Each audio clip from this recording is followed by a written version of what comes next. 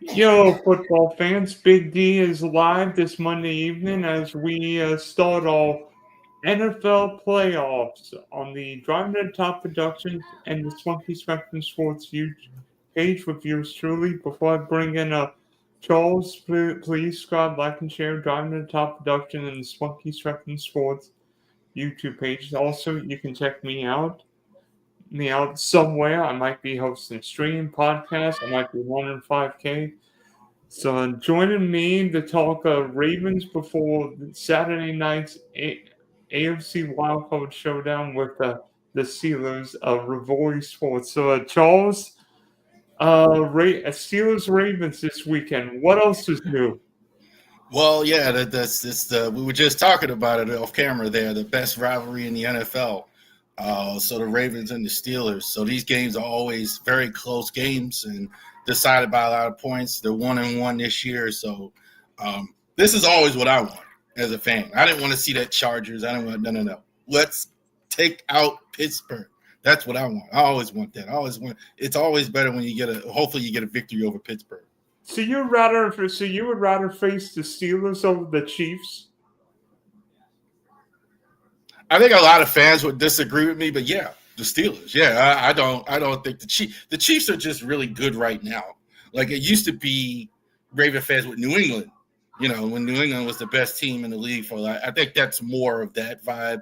But there are some people now with the Chiefs because the Chiefs have knocked us out a couple times.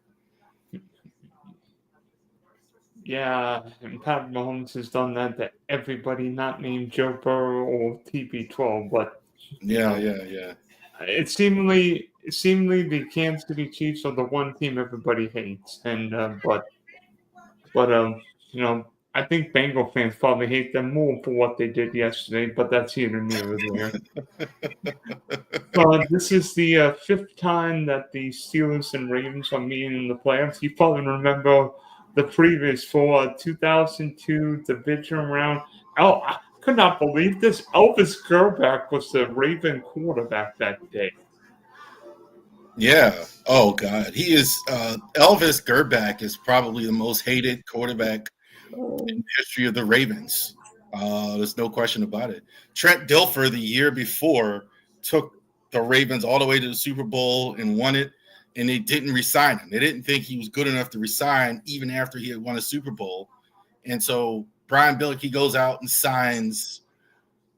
He didn't sign Dilfer, and he could have signed Brad Johnson, who was his quarterback in Minnesota as an offensive coordinator, but he opted for Elvis Grbac, and that was a complete train wreck. I mean, none of the Raven players. Jonathan Ogden, this is a quote from him. He said, "This guy had no heart. So Grbac was a hated quarterback for the Ravens. Yeah, some guys possess talent, and some guys had it. Doug George had the talent. Elvis Grbac had the talent. They didn't have it. Tom Brady had it. Peyton Manning had it. Joe Montana had it. Lamar Jackson's got it. And Grbac just some guy like you watch the movie like Jamie Foxx in the movie. None of give someone when they look in your eyes, they gotta believe it. They just didn't. Like Grbac just wasn't the guy they thought he was, and that really just I can't think of a more I don't know if he's the most disliked, but surely at the quarterback the most disliked player of all time. Yeah. This is how much football changed. The Steelers ran the ball like 40-something times, and Cordell Stewart threw like 20-something times. That would probably be reversed, or would be more even. Even good running teams, yeah, you're right. It's at best you get a 50-50 split or something like that. You can't. Back when the Ravens Steelers rivalry started, you could kind of work around not having a quarterback. So before Joe Flacco played with us for years, they had Anthony Wright, and Stoney Case, and Scott Mitchell, and they were able to still win games and do something. But nowadays, that ain't gonna work. You got to throw the ball way too much. Like you can't just run all the time. That's not gonna work. Well, I mean, look what happened in the '08 AFC Championship game. Joe Flacco almost got to the Super Bowl as a rookie. Joe Flacco won games all the time. And despite his stats or whatever he doesn't do, Joe Flacco got into the playoffs and Joe Flacco won playoff games. He doesn't statistically, it wasn't always great. That was always the argument I would make with guy came in the league with at the same time, like Matt Ryan kind of came in the same year. Like Ryan statistically was better, but Flacco would win games. Flacco would actually go ahead and actually win games in the playoffs. First 4 years playoff, Flacco actually did well playing in playoff games rather than Matt Ryan, who, like, except for the 1 year they went to the Super Bowl, really didn't do much in the playoffs. I mean, Flacco went on the road, beat the top team Titans, beat the Broncos, beat the Patriots, and then he beat the 49ers, which Matt Ryan couldn't do that year. Oh, yeah. I mean, Ryan was a really good quarterback, though. I mean, I'm not dissing him, but Flacco actually, certain guys, like we talked about, certain guys have that knack for winning, knack for leading. He just has it. Some guys without tremendous talent, they have a knack to actually get the job done and win games. But the '08 AFC Championship game might have been the heart of the Steeler-Raven rivalry. There were controversial hits in that game. I remember, I think Ryan Clark literally knocked out Willis McGahee, in my memory. Yeah.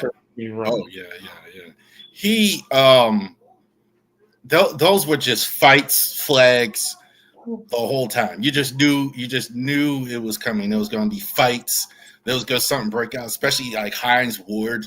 Like I tell Hurricane all the time, man, it was just a dirty player, man. But there was always fights. Ray Lewis was always yelling at people. Guys were always Harrison. Those were two. That was kind of two of the height of the culture of the two teams as well. Steelers, the run game, the physicality, and all that other stuff that they had at the time. The Ravens, same kind of the height of the physicality or whatever. But even then, they were kind of turning around because now they had quarterbacks in like '08 with Roethlisberger and Flacco, where it wasn't just hits for. They had enough passing game to really be the best teams in the AFC at the time. Yeah, it ended up being like a 2-point game, and all of a sudden, Troy Polamalu intercepts Flacco and turned into the house. Yeah. You probably despise that guy in Baltimore. Who? Polamalu? I got a lot of respect for Polamalu. There are some Steelers you have respect for. I think Jerome Bettis is definitely one. Tremendous respect for Jerome Bettis. Tremendous respect for Polamalu. I don't have much use for Hines Ward. I don't have much use for Ben Roethlisberger. I'm not a big fan of Kevin Green. I never was, but those guys. you might have been a fan of Kevin Green when he was a Ram, but that's a story for another day. Yeah. Well, then 2 years later, the Ravens and Steelers reacquainted themselves in the playoffs, and unlike a couple recent other games, this game possessed some scoring. Pittsburgh winning 31-24. I mean, what was it that the Steelers always had Baltimore's number in the playoffs for the first 3 games? I think these two teams are just alike in nip and tuck. I think the difference why the Ravens got beat was Ben Roethlisberger. They had a guy there who would actually finish drives. Mike Tomlin said about his team, like often, the good thing about it, and we're kind of seeing it this year with Kansas City, right? Just to use that for like a more recent example. They play 60 minutes. That makes sense. They, at the end of games, they're very good. No matter what's happened during the course of the game, they're actually in it at the end. So if you don't put the knife in them, put them away, they're actually good at the end. Roethlisberger was fantastic usually in the fourth quarter, like often. You couldn't put them away. They always also too they created a lot of turnovers, a lot. Both teams, like interception, fumble, etc. You'd always see like a play that wasn't just an on-script play. You'd see something really in all their games that like changed the tone in all the games. Yeah, and it seemed like at any point James Harrison could come around the corner and sack the quarterback. Or for you guys, it'd be Terrell Suggs going in and sacking Big Ben, which almost never happened because Big Ben was so big it took 8 men to sack him.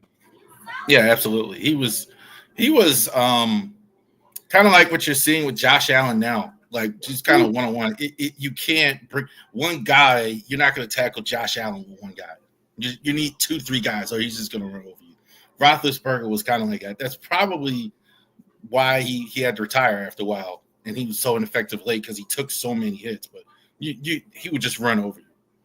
I'm not sure Roethlisberger was in the best shape his last few years, but that's either near me. I mean, I don't think he was on the TB12 diet. Some guys are like I saw like the game, like the Christmas Day game, where they were giving. I don't know if you saw at the end where they were trying to give Derrick Henry and Lamar a slice of like red velvet cake, right? At the end, they wouldn't eat it because that's how good a shape they try and stay in. Some guys aren't that. They just aren't guys that just stay in phenomenal shape. Some guys can get away with cheating or whatever and not being as good. Like Chad Johnson would eat at McDonald's all the time. Like you talk about that a lot. Like Lamar isn't that. Like Derrick Henry isn't that. Roethlisberger isn't that. You know, he's going to eat the cake. And then finally, Baltimore got revenge a few years later when the Ravens won a wild card game against the Steelers. And frankly, be honest with you, I don't know what it is, but the last few years it seems like like the Ravens seem to always make the playoffs and generally win the game, but the Steelers have been one and done. I mean, I don't know what it is. Like Baltimore's been capable of winning, maybe not winning, making Super Bowls, but always there, always competitive. And for Pittsburgh, nah. Baltimore is like a serious contender, and we know Pittsburgh isn't. And the reason is they don't have a quarterback. Mike Tomlin can get them there. Mike Tomlin gets them ready in camp. They're well coached. They get off to good starts because their last couple of years have been kind of the same. They've been off to good starts. They're like 5-6, 5-2. I think this year they were 10-3, and then they fall apart down the stretch because they got no quarterback. They can't finish like they used to. So I think that's the reason why they have the Ravens. I mean, they have the best quarterback I think in the league, not named Pat Mahomes. I mean, that's just the long and the short of it. Defensively, we're nowhere near like those teams we're talking about, 08 and all that anymore. But they are, they can score. And you know what? I mean, the old saying used to be offense won games, defense won championships. Now I think it's offense wins games and championships. Offense is – I don't think there's a team anymore where you can win like the Ravens used to do it with just a defense. The Ray Lewis era, a lot of times they had no quarterback. They would win just with defense. They get into playoff games with no QB. No pet. That's not going to work anymore. No, all the teams in the playoffs have a solid quarterback. Nobody has a Daniel Jones or that just doesn't work anymore. You have to have offense on the field. So this year, I mean, Lamar Jackson put together arguably his best statistical season. I mean, it's in all likelihood between Lamar and Josh Allen for the MVP. I mean, Lamar's season this year is 40. How about 41 touchdowns, 4 interceptions? I can't believe I'm saying. Am I reading that right? 41 touchdowns, 4 interceptions. Oh yeah, and he ran for 900 yards. I mean, first quarterback to throw for 4,000 yards and have 900 yards rushing in a season. I think he only had like 5. I think the number was 5 interceptions, and I think 3 of those weren't even his fault. Like watching every game, I think really 2 were bad. That was it. Like he was I mean, he's always been a good decision maker. He doesn't always have. I think his throwing has improved, but he's always been. Some guys are good decision makers. Lamar has always been a good decision maker. Now he's got players around him, one, and he's developed as a quarterback too, as well. So I commented this week on the podcast and said, you can get great players can still get better. Michael Jordan got better as well, in the course of his career. Lamar, as a passer, is really developed. And plus, they got more stuff around him. Well, how much does Derrick Henry help? Because when I saw Baltimore sign Derrick Henry, I'm like, are you freaking kidding me? The perfect running back for that offense. Well, Derrick Henry can run the football. And the thing is, you can't really key on Lamar this year. That's the thing. It's always has Lamar, I think Derrick Henry, and Zay Flowers developing. Really has helped a lot. Zay Flowers, this was the first year I saw Ravens games where they were really looking for a go-to receiver. That's new. They always kind of like John Harbaugh would always say, well, that's kind of how the game went. That's how the flow went. Somebody didn't get catches or whatever. It was because of the flow of the game. No, they're looking for Zay Flowers in the game to get him going, to get the offense going. They've never done that. And then you got Derrick Henry. You can't key on him because Derrick Henry's there. And, like, there was a lot of games I watched where they just doing run fronts. Like the best defense in the league. It's like a lot of run stop fronts. That's crazy when you got a guy with 40 touchdown passes and 4 interceptions. You're trying to stop the run. Yeah, so it gets better. Yeah, of course, Zay Flowers is probably the biggest injury concern for the Ravens. Left Saturday's Week 18 against Cleveland with a knee injury. How do you feel about Zay Flowers' chance of playing this weekend? I don't know it for sure. Listening to the presser today with John Harbaugh, it doesn't sound like he's going to play. He said it's not season-ending, but it's day-to-day. So Harbaugh never tells the truth about these things anyway. So a lot of times he doesn't want teams to know. Yeah, right. Like a lot of these coaches don't tell the truth about these things, but it doesn't sound like, just reading the tea leaves, that we're going to have Zay Flowers on Saturday. Yeah, and so, I mean, Zay Pro Bowl year, I think Zay became the first Raven receiver to make the Pro Bowl, which is crazy to me, but, Baltimore's been a run-first team. Well, and I always say that, like, on the messages and things on my pages, and people would always say I'm wrong about that.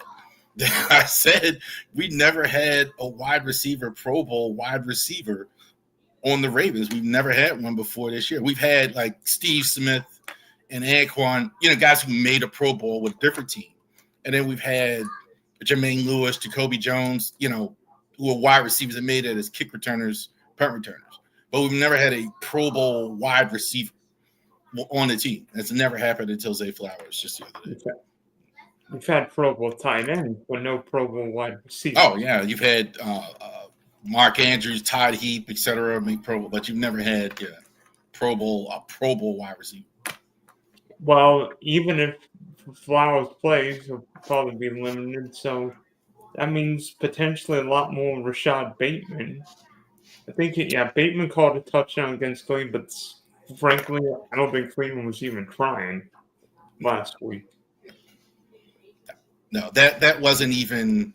I mean, Bailey Zappi is. I mean, Myles Garrett was trying, but I don't think the Browns really cared about that game. Myles Garrett was trying, and on offense, Jerry Jeudy was trying. That was about it. Unfortunately, Bailey Zappi couldn't complete that many balls. Jerry Jeudy was swinging. Bailey Zappi, all he can do is dink dunk. Like, he's a career backup. Like a Chase Daniel, not even a guy. That's about it. They were trying to, Chad Henne. I ain't even giving him Chad Henne. I'm not. That's going a little bit too far there with Chad. Who was the guy? Which Bill quarterback threw 5 picks in a game against the Chargers? Peterman. You're thinking about Nathan Peterman. I'll give him Nathan Peterman. I'll give him that one. I'll give him Nathan Peterman. Nathan Peterman stayed in the league for years too. That was crazy. Like, how did that happen? Like he was just awful every time you saw him. Well, I mean, so many teams need backup quarterbacks. I mean, look at my team. I mean, Trevor. Well, that one Texan linebacker, frankly, killed Trevor in week 15 and 14. They made a change today, right? The Jags they went ahead and did that. Yeah. I wish we got rid of Trent Baalke, but that's all I'm gonna say about that. I mean, frankly, I don't know how Trent Baalke has been canned. I mean, with what happened with Harbaugh, Jim Tonsula, and then the coach who shall not be named. And if you even say your name, right now, I might start eating crab cakes. Well, if you're not gonna say it, I'm not gonna either. I'll leave it alone, there, D. Okay. But with Baltimore this year, I mean, it's not been all wide receivers. I mean, the tight ends, Mark Andrews. I mean, I don't know what happened with Mark Andrews early in the year, but seemingly Lamar and Andrews got him back on track. And Mark Andrews catching touchdown pass. Caught another one on Saturday. But I say it likely could be the X factor because he's like part wide receiver, part tight end, part fullback. Yeah, absolutely. Well, the guy I keep comparing Isaiah Likely to is the late Frank Wycheck. Used to play with the Maryland, play with Tennessee. You know, he's like an H-back. He's not quite a tight end. He's not quite a running back. You know, he kind of fits that same role. A lot of his passes are like in that backfield area. Go ahead. I'm sorry. He'd be good with Music City Miracles. Yeah, he'd be good on a team with Steve McNair or Derek Mason and those guys. Oh wow! You're going to recreate all the former Titans. You want to talk about a team like Ravens used to hate the Titans? Used to hate it, man. Used to hate Tennessee. You talk about the 99 Titans. The Jaguars went 15-3 that year. Only one problem. All 3 losses came against the Tennessee Titans. Yeah. Oh, man. When Eddie George and all those guys were there, probably not as much now because we're no longer in the same division. But when it was, even me, it's still now just a little like I'm not tight. The Titans would always get us too. Like they was really close. It was Steelers and Titans were the 2 teams like that really, really, really made it difficult. Similar teams as well. I mean, the Ravens beat the Titans as a 1 seed 2008, and the Tennessee returned the favor 5 years ago. Defensively, the Ravens started out slow, but really picked it up this year. New defense coordinator. Surprised. The Ravens since week 11 or 12, top defense in the league. And a lot of it's due to maybe the most versatile defender in the league, Kyle Hamilton. He could be linebacker, safety, nickelback, play corner if need be. I think he could even fly the airplane. Yeah. He does an awful lot. I think as big as Kyle Hamilton was, because we know how good Kyle Hamilton is. He's been tremendous. The move when they got rid of Marcus Williams and put him out of the starting lineup, and they got rid of Eddie Jackson, who were kind of getting the majority of the spots at free safety. They put Kyle Hamilton there, and they moved to Darius Washington, who was kind of the second string safety, and moved him in. And that changed the whole deal because they were getting torched in the air like all these games. Like even Jameis Winston had like 350 yards passing against them. Every week they were getting 350 yards. They were getting a lot of yards. It was like last in the league. So that changed once you actually got Kyle Hamilton in there, less of a Swiss Army knife, more of a traditional safety. And that really helped the pass game a lot. That really helped. They also, I think, recently benched Trent Simpson next to Roquan Smith using Malik Harrison. So they the 2 biggest problems they had, the 3 biggest guys, they got those guys out of there, and that made a huge difference. Yeah, and also, defenses adjust, just getting guys. I mean, Baltimore, Roquan Smith, what he's capable of doing, but new defensive coordinator, a bunch of new guys. guys, I'm trying to think. Who's the pass rusher? I mean, Kyle Van Noy, so underrated. Love Kyle Van Noy. I love him much better than Jadeveon Clowney. A lot of fans really like Jadeveon Clowney, but Jadeveon Clowney is a freak athlete. Like, you see him like the fit. If you're doing like a bodybuilding contest, whatever you want, Jadeveon Clowney, great shape, great athleticism. Kyle Van Noy is fundamentally sound. You love Kyle Van Noy. Sets the edge on the rush, plays the rush inside. Only doesn't need to play all the snaps, plays limited snaps, tells the other guys what to do. I know John Harbaugh got to love a guy like Kyle Van Noy, and he's like inexpensive, right? They're not spending a ton of money. They like that too. So Kyle Van Noy and Adafi Owe have really, really stepped up this year and did a lot better. Adafi did better than I thought he would, actually. Did better than I thought he would. His sacks kind of come in spurts. I still think even with getting 10 sacks, he needs to be a little bit more consistent down-to-down basis. But, I mean, I thought the pass rush was much improved, especially after the change. So heading into this weekend's game against Steelers, both teams won at home. I mean, it seemed whatever. But one thing that I'm wondering for this game, what kind of game plan do we see from Todd Monk in the offensive corner? Because in big games, it happened the first Steelers game. The Ravens have gone too Lamar dependent. I think hopefully they've learned their lesson. I really commented on the same thing you just said, Dylan, in the second game, because they kind of figured it out. The problem they're having against Pittsburgh is Lamar, when he plays against team, he's so fast. It's nothing for him to just take the edges, run around the ends and all that. Pittsburgh with TJ, with Watt there and Highsmith, he's having trouble. And then you go inside Hayward, he's having trouble. He can't run away from guys. So what they did was just run more up the middle. Even a lot of his runs down their throat. Ran Derrick Henry more, ran when he's running between the tackles more, and that was way more effective. So let's hope that he's learned his lesson by doing that in the game, where he's not just doing all that. That's not going to get it against that great Steeler edge rush that they have. But why is it that Lamar struggled against the Steelers? Is it strictly like Pittsburgh's game plan, TJ Watt? Because, I mean, I look at the stats. I mean, Lamar's historically struggled against Steelers this year, completing, 55% of passes, two of the 4 picks. And I think there's two things you can do against Lamar.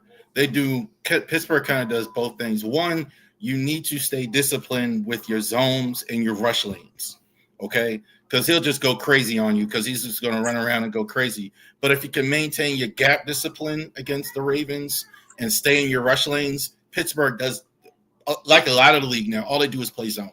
There's almost no man-to-man. They play zone, so they know how to handle the gap discipline and all that. And I think that's why the Ravens have trouble, while Lamar has trouble. And, yeah, you said TJ Watt.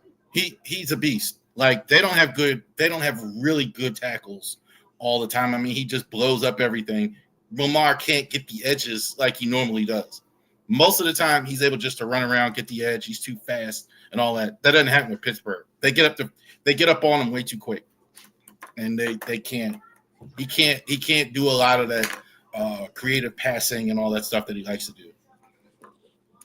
Yeah, and it also helps if either one or both pass rushers can question you and keep you contained. The Steelers contain Lamar, don't let him get outside. Even the 2-point play, Lamar tried to get outside. Nope. He can't always get outside like he likes to do, and they maintain discipline down the field where that wide open stuff isn't there. That's why, that's the other part of it too. So when he does stay back there, he's not just looking at wide open stuff all the time. They maintain, which almost nobody does. Most of the league, they just can't. Yeah, they just try to take him down. They can't take him down. And then look what happened week 16. I mean, Yeah, Lamar. Lamar. I think Lamar threw a pick in that game, but then responded and made plays with his arm and legs, and all of a sudden the Ravens got ahead. True, it helped that Russ had a big time turnover. Seemingly, I don't know what it is with Russell Wilson turnovers lately. Maybe Sierra needs a new hit single. You like Sierra or something, man. You keep bringing up. No, I don't. Hey, I'm okay with Sierra. I'm not okay with the singer and with the Travis Kelce's significant other, but that's okay. Taylor Swift. None of them Don't can compete say with her Janet, name. man. Come on, Don't man. say her Who cares name. about that? Huh? Don't say her name. I don't want to have any more. So, I mean, frankly, with John Harbaugh, I feel like he's an underappreciative coach. I mean, yeah, you love him to have more than one Super Bowl, of course, based in Tom Brady and Pat Mahomes' career. I mean, one Super Bowl's more than Dan Marino ever won, more than Josh Allen or Jim Kelly. I can't believe Dan Marino only got the one Super Bowl. I mean, that doesn't seem Yeah, right. 83. That was it. His teams, he had, not to tangent too far with Marino, but like he had no defense his whole career. Like really not until Jimmy Johnson got there, and then that was almost too late at that point. He wasn't the same player. But yeah, he had great pass game. Really no run game a lot of his years he was there either. I mean, he would light it up in the air, but they didn't have anything else to help him. And the one year that that Dan Marino made the Super Bowl, he faced, the 84 49ers. Maybe the greatest team in NFL history. Yeah, yeah, the greatest offense. Probably the team that's shaped the NFL, the current NFL, more than what we're seeing now, the 49ers. Like, that's when it started. We can, you look at the 70s and they had those great teams, the Steelers, the Raiders, hit him in the mouth, the 80s, early 80s, you had the Bears, etc. The Niners, you had passing game going for the first time. That was the thing to do. And I think that's what we've seen since.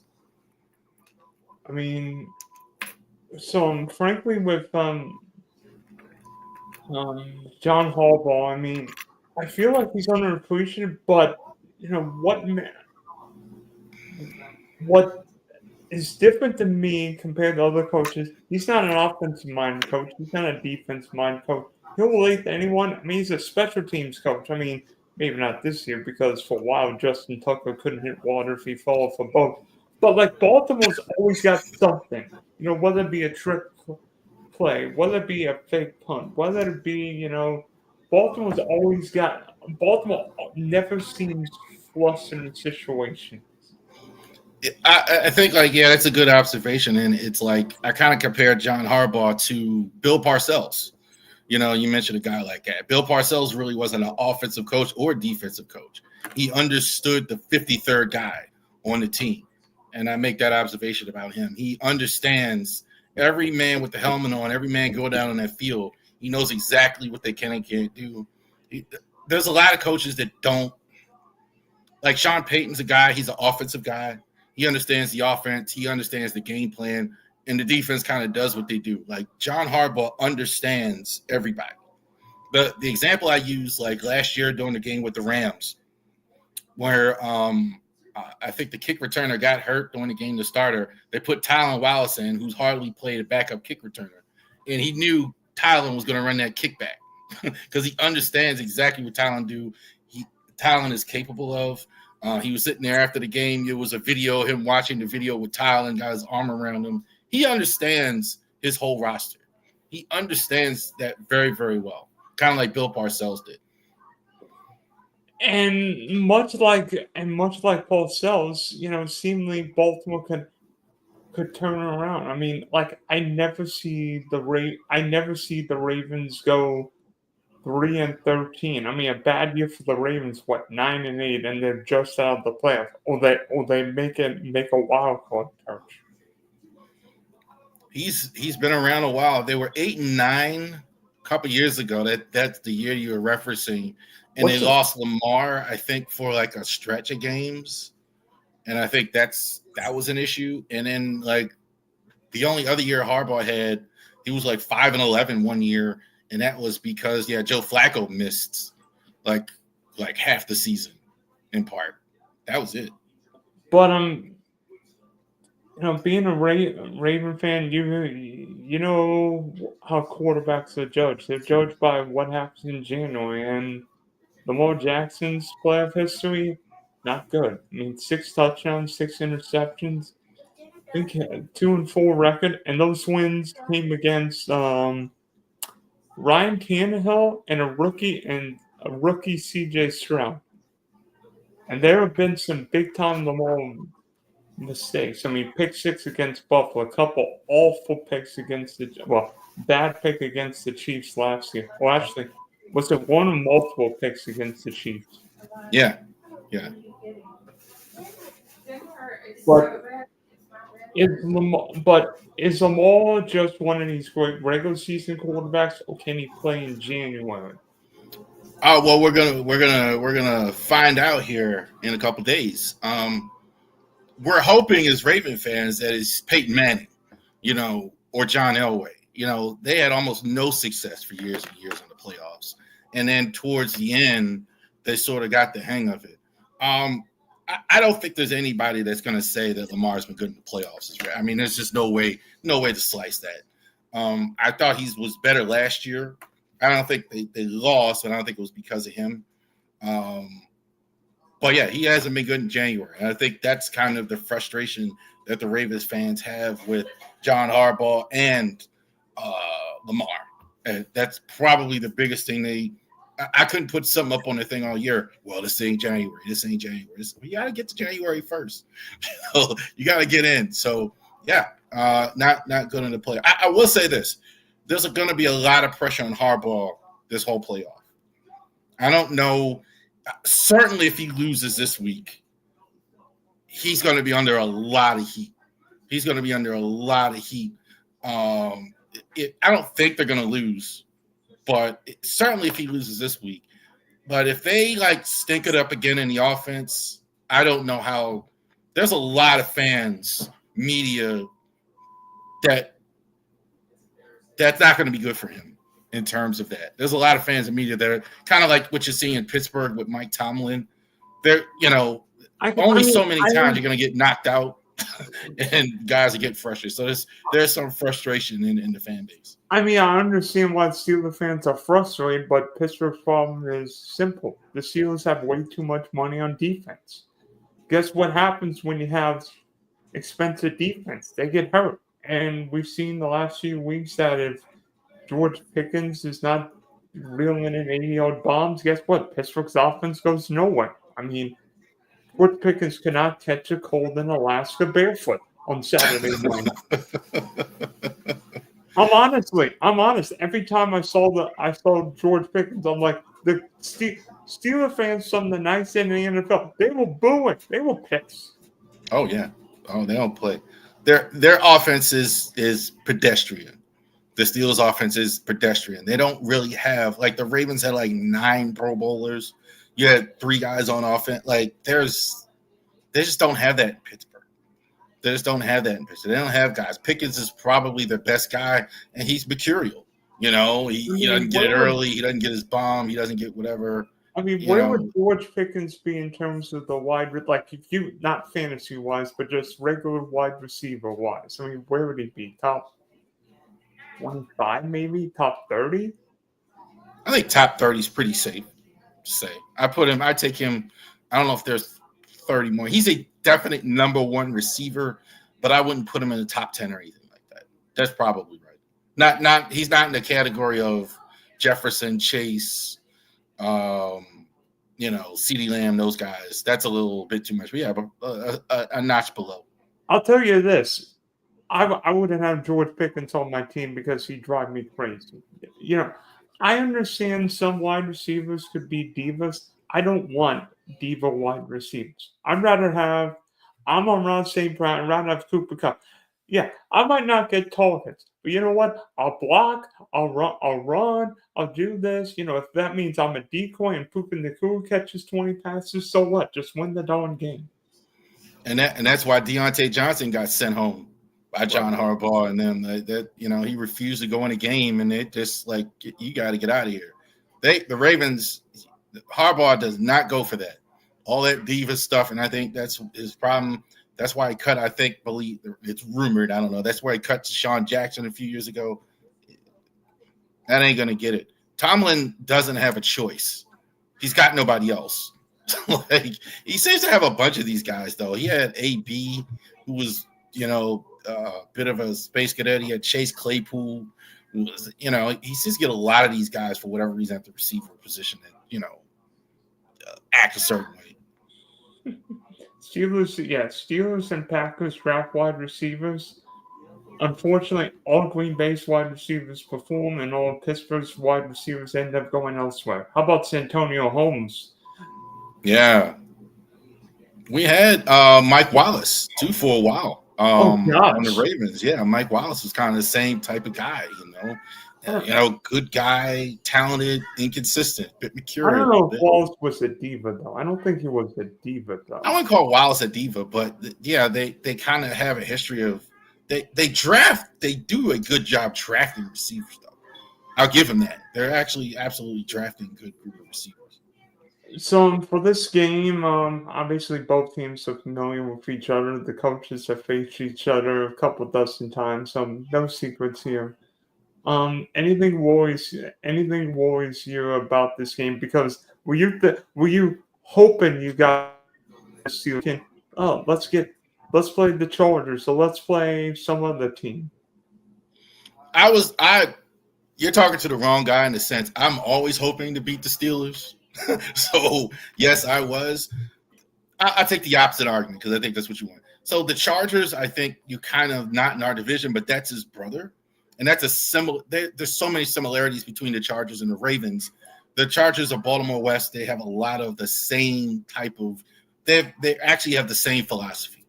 They have the same philosophy. They have the same type of mentality. They know each other well. So I don't know if we would have did better with the Chargers as well. They beat Denver during the regular season, but I didn't think it beat Denver. I mean, I'll say this about the Chargers. They've got a really good coach. They've got a really good quarterback. Maybe lacking in weapons, but coach, quarterback, and more importantly, they've got an identity. We know what Baltimore's identity is. We have no idea what Pittsburgh's identity is. I mean, do they want to run the ball, throw the ball? I mean, is Russell Wilson going to hold on to the ball? Or is Pittsburgh just going to try and play good defense? They don't have the horses. I think they like to be a team that would run the football. Not Najee Harris isn't. The more I see him, the more I'm convinced of that. Like, he's just I make the comment, like, if this was the 1980s, he'd be a great running back. Like, he can run the ball between the tackles, give you 4 yards on a cloud of dust, run over people. He doesn't really do the other things well. He doesn't really pass block particularly well. He doesn't catch the ball out of the backfield particularly well. They kind of take him out, use Jalen Warren. So that's kind of the problem. So I think they like to do that, but that's not good enough. Their offensive line has gotten better, but they're still very young. They've been playing two rookies a lot of the year on the offensive line, and one guy, Broderick Jones, is really in his second year. Yeah, in a way, I don't know what it is with Tomlin's teams. Pittsburgh's offensive line is never great. Like, even a bad year for Kansas City, a great offensive line. Sean Payton, the Denver Broncos have a great offensive line. Green Bay's offensive line is always great. Philadelphia's offensive line, always great. Tomlin's teams never have great offensive lines. I mean, maybe Tomlin's old school, maybe Tomlin being the old defensive guy has never really cared about O-line. And one guy you mentioned, Jim Harbaugh, his lines were always great. They're great in the NFL, and they were great at Michigan. Like, that was the big thing. Like, I wonder why the Chargers' offensive line's much better this year. Oh wait, they drafted Joe Alt early. Joe Alt, a tackle from Notre Dame, one of my favorite players in the draft. Yeah, you're a Notre Dame. I forgot you're a Notre Dame guy there. Yeah. No. I actually went to FGCU. We don't even have football in my school. I promise you, we don't have football. We don't have football. We're not close to having football. You haven't been a Maryland fan where we've never won more than 8-9 games. So Maryland was in an Orange Bowl 20-something years ago.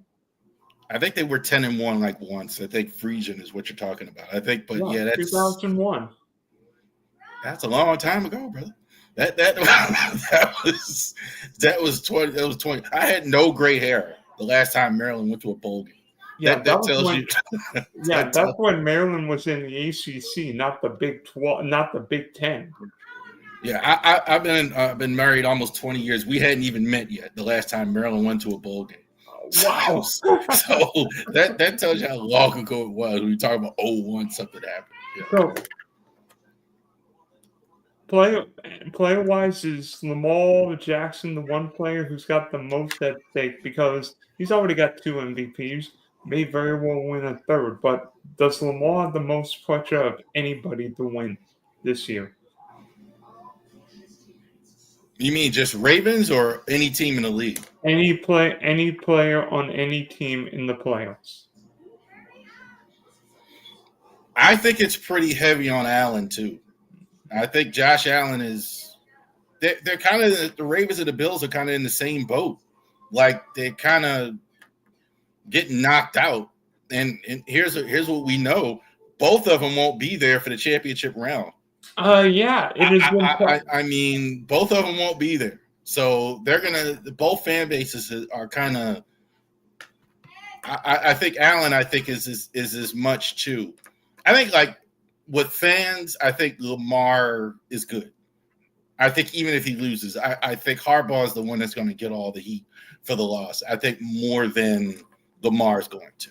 I'm surprised you would say that because I would think the Raven fans would actually eat Lamar. Like, if the Ravens lost this weekend to the arch rival, Lamar is going to feel so much, you know what. I mean, Harbaugh's got a Super Bowl. I mean, I don't think John Harbaugh would feel it, but Lamar would. I mean, if he wins a third MVP, but the Ravens, particularly with Lamar's struggles in January, oh boy. I think Lamar is definitely more popular of the two with the fan. I rarely get negative, bad Lamar anything. Like, not a lot of it. Like, they don't like Lamar. Harbaugh all the time. So I think Harbaugh is going to – that Super – and like you said, like stuff that happened a long time ago, Super Bowl was 2013. I mean, it's Harbaugh won. It's been a long time since he's won, even though he has a Super Bowl.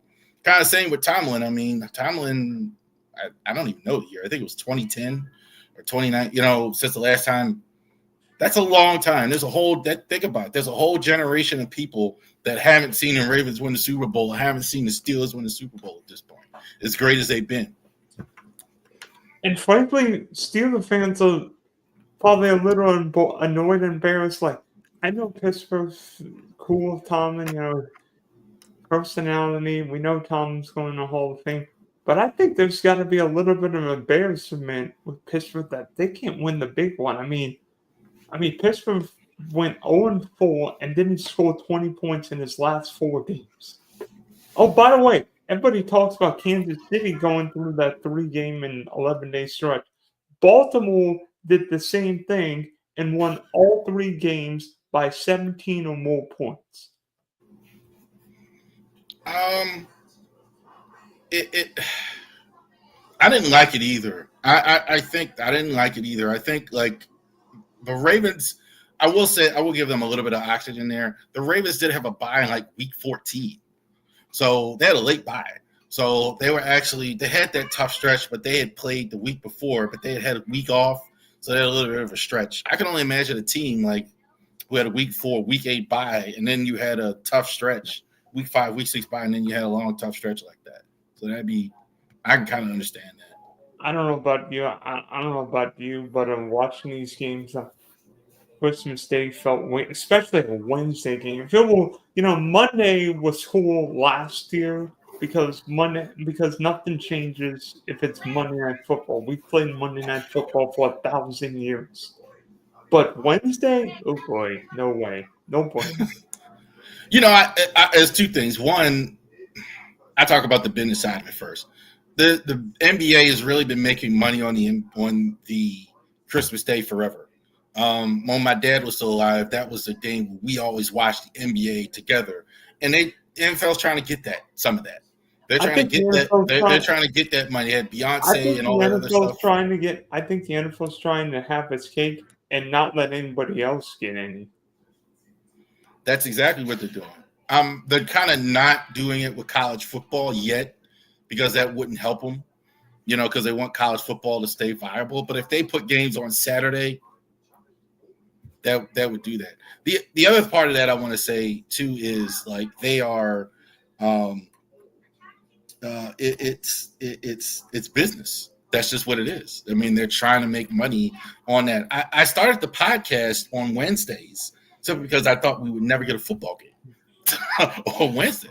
That's the one day where there's no football, and I could kind of put a pod together, put a stream together, and like, hey, we get a Wednesday game. So I wasn't expecting that either. They're going to do it every year. Whatever the day is, they're going to have a Christmas Day every year. I'm sure of it. Next year's Pete Thursday for sure. You're going to have a game. Can the Ravens make a Super Bowl run? I mean, yeah, it's going to be hard. You play the Steelers this Saturday night, and if you win, you, in all likelihood, get Josh Allen in Orchard Park again. And if you win that game, you might have a re-engagement with some guy named Patrick Mahomes. The thing that worries me about both games, I think Josh Allen is hitting his stride. I think Josh Allen is terrific. I don't think Buffalo's is good this year. They got Amari Cooper to help him out at receiver. Their defense has kind of been good at times and not good at other times. It's kind of been inconsistent. Cook has kind of been not as good. So it's a tough road game, but I think they might be a better team than Buffalo. The concern I have with KC is Marv Albert talked about the Knicks beating Michael Jordan a long time ago, and he gave a couple reasons. The third reason was maybe it's just that hard to beat Michael Jordan.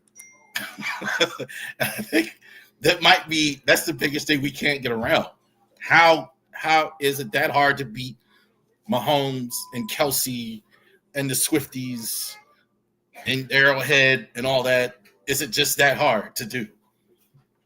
They were 15-1 despite all their problems. People talking about they have. They were 15-1. Or 15-2 rather. They won. They lost the last game where they really didn't. I'm not even going to count. I'm not even going to count yesterday's game. You can't even really count that. They didn't even play. But it's like playing Tom Brady or playing Joe Montana. Very few people beat them. I mean, your team beat them, but a couple times. I actually remember that Joe Flacco wildcard game where you absolutely mincemeat the Patriots. He couldn't. Brady couldn't. As smart as Brady was, he had the problem with the Ravens that Peyton Manning had with the Patriots. He couldn't figure it out. Manning for years struggled with New England. All those looks, and Belichick would always get him because he couldn't really. It took him he was about 10 years in the league before he beat New England, and it was the same with Brady. The Ravens, he just couldn't figure it out. So, can the Ravens make New Orleans? I mean, your team won the Super Bowl the last time it was in the Big Easy. Maybe you get Beyonce for a halftime show this year. I think if the Ravens win the Super Bowl, they get out of the AFC. Absolutely. I think they'll beat any of those teams in the NFC. The only team in the NFC that's really concerning is Philadelphia. And I don't even know if they're going to have Jalen Hurts. And you know what they did because they beat you week 13. Yeah. They have a really good team there. But I still think they can beat Philly. I don't think Philly's unbeatable by any stretch. I mean, it'd be something. I mean, you imagine we get a divisional round where it's Justin Herbert, Patrick Mahomes, Lamar Jackson, Josh Allen. Wow. Might be throw 4 of the 5 best quarterbacks in football, perhaps. And It really does remind me of the NFC in years with Aikman, Young, Favre, every year. That's what we're in the AFC right now. Every year. We're working on like 5 years now. Mahomes, Burrow, Lamar, maybe that's Allen. why the NFC won so many Super Bowls in the 80s and 90s. They had all the good quarterbacks. Yeah, they had, maybe they had the teams. I mean, John Elway and Dan Marino, of course, in the AFC. But like Super Bowl 20, you think Tony Easton's beating the 85 Bears? No. You think John Elway and the Broncos are being the 89 49ers? No. I think we're just in that era with all these great QBs in the AFC, and you're seeing some of I think a lot of the good teams are in the NFC. But who's the best quarterback in the NFC? I mean, I don't know. I mean, you got Hurts. Hurts is pretty good. Darnold looked really good. Goff is good. Stafford. I actually have a playoff quarterback rankings, and Matthew Stafford's on top of my NFC quarterback rankings. I got no problem with that. And yet the Rams haven't scored 20 points in the last 3 games Stafford played. The Rams are really good. The Rams play with a lot of discipline. I'm noticing that about them. They don't get many flags at all. They always on the bottom of the league and getting flagged. Very Patriot-like with them. That's why they can win with no talent. With not as much talent. I don't know if the Rams quite have the wide receivers or DBs. I mean, Puka's great. Cooper Kupp's not what he was 3 years ago, and defensively, the Rams are young. Jared Verse and Kobe Turner are really good. But yeah, they got a lot of young guys. Fisk is really good. Those 2 Florida State pass rushers are amazing.